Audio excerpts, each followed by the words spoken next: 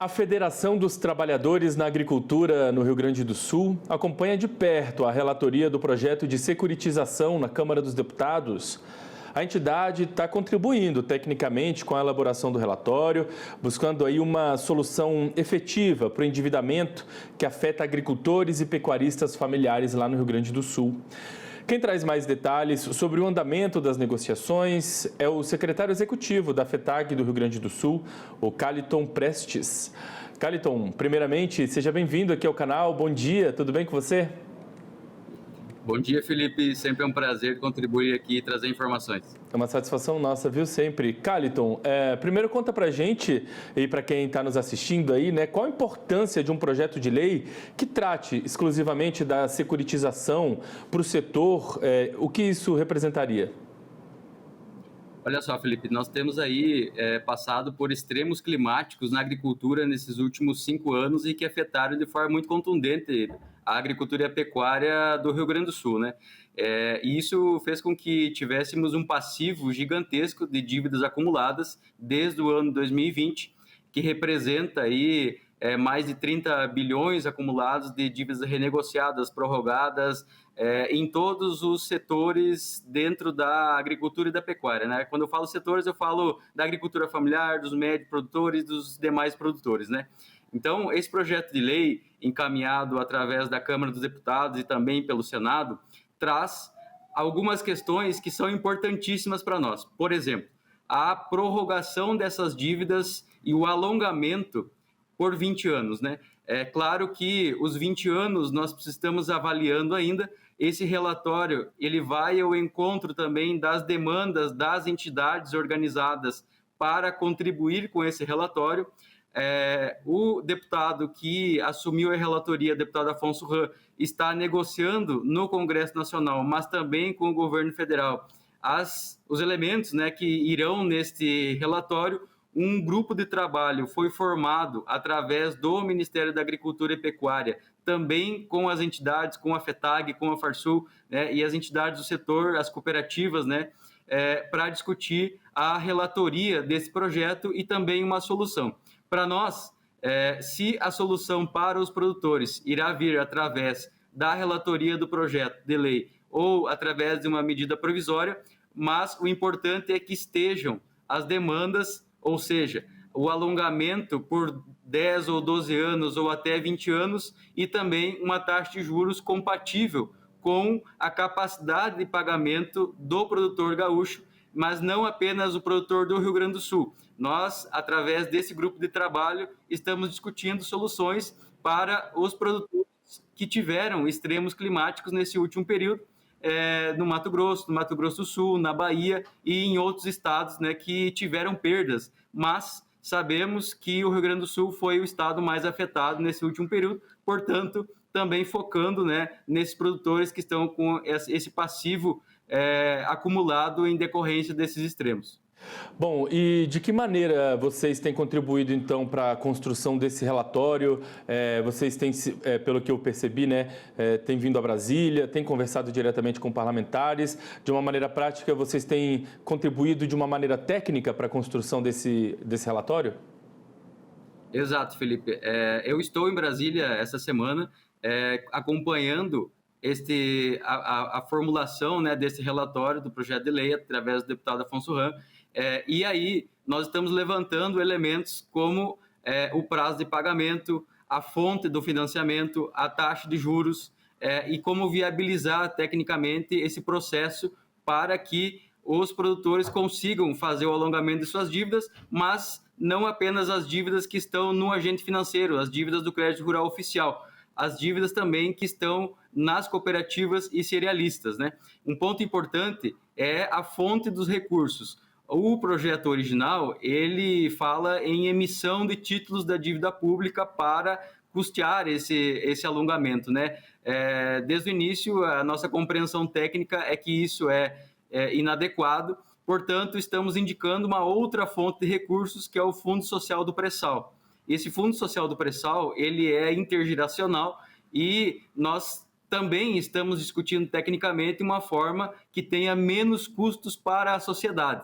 ou seja, que o produtor consiga fazer o alongamento de suas dívidas e este recurso ele retorne para o Fundo Social do Pré-sal, para que, de fato, ele cumpra a sua função, que é ser um fundo que apoia a sociedade, mas que esse dinheiro não seja gasto, e sim ele seja utilizado e, após utilizado, que ele retorne ao Fundo Social. Bom, você falou ali mais cedo, né? O deputado federal Afonso Ram, do PP do Rio Grande do Sul, é quem ficou com a relatoria. Como você tem percebido aí as negociações? Você percebe nesse trânsito dentro do Congresso Nacional que há uma boa vontade dos parlamentares em avançar com esse assunto, em fazer uma tramitação célere desse projeto que está sendo aí elaborado? Enfim, quais as suas expectativas em relação a esse projeto dentro do Congresso Nacional? O projeto de lei, Felipe, ele não vai precisar passar pelas comissões. Foi construído um acordo onde o projeto ele vai direto para o plenário. Portanto, nós estamos construindo isso também com os demais estados. Como eu falei, não apenas o Rio Grande do Sul vai ser contemplado com a relatoria desse projeto, mas também estados como Mato Grosso do Sul, Bahia e demais estados, Ceará também, que tiveram problemas climáticos e que afetaram a agricultura e a pecuária. Então, é claro que essa parte ela está sendo pensada também. A FETAG vem contribuindo com a tramitação política, né, do projeto para dar viabilidade no Congresso, mas isto por si só não é suficiente. Nós precisamos também do entendimento do Legislativo com o Executivo para que, de fato, o projeto ele consiga andar depois de aprovado na Câmara, né, e seja sancionado. A indicação da fonte de recursos também deve ser algo que o governo federal deve ter acordo. Então, o deputado Afonso Ram também vem construindo isso com a base do governo no Congresso e também com os ministérios da Agricultura e do Desenvolvimento Agrário. Ô, Carlos, então antes de me despedir aqui, de encerrar nossa conversa, eu quero aproveitar a sua boa vontade e a sua participação com a gente para te perguntar uma outra questão. Você está aqui, né, passando uns dias em Brasília, imagino que aproveitando também para tratar de outras questões também. Quero saber como você tem percebido e como a FETAG imagina que vem aí o Plano Safra de 2025-2026. Você percebe que o plano está fechado ou ainda aqui em Brasília há negociações em curso para definição aí de alguns pontos do Plano Safra, enfim, como você tem percebido essa movimentação nessa reta final? Exato, Felipe. A minha atuação essa semana também está sendo em relação ao Plano Safra. Nós estamos aí com a perspectiva do lançamento para o dia 30, na segunda-feira, e sim, há ainda espaço para negociações, né? Nós estamos preocupados em relação ao recurso para a equalização desse plano. As fontes do governo nos falam que para a agricultura familiar vai estar lançando um Plano Safra cerca de 80 bilhões, que na nossa avaliação é suficiente. Entretanto, é necessário que o recurso para a equalização desses 80 bilhões seja garantido ao longo da execução do Plano Safra, né?